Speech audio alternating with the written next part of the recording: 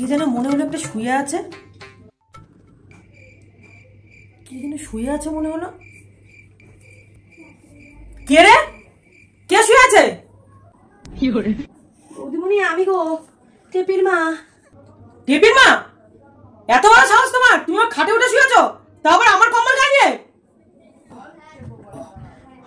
বৌদিমণি খুব না ঠান্ডা লাগছিল, তাই তোমার কম্বলগুলো নিয়ে গায়ে দিয়ে শুয়েছিলাম একটুখানি। ও আচ্ছা, শীত করছে না?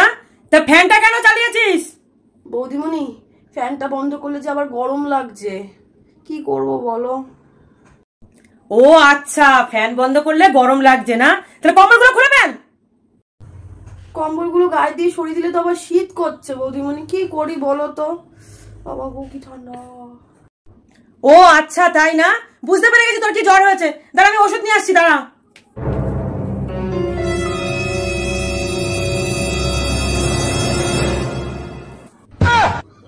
আমি আছি, কিচ্ছু হয়নি বৌদিমণি, কিচ্ছু না বৌদিমণি, আমি এক্ষুনি কাজ করে দিচ্ছি, সব কাজ করে দিচ্ছি।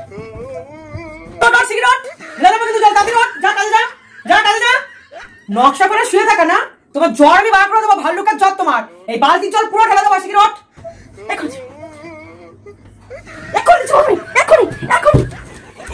দেখলে তো, ওষুধ ছাড়া কি সুন্দর জ্বর কমিয়ে দিলাম। ভাল্লুকের জ্বর না, এই দেখো কোনো জলই নেই। ভাল্লুকের জ্বর কাজে ফাঁকি দেওয়া শুধু।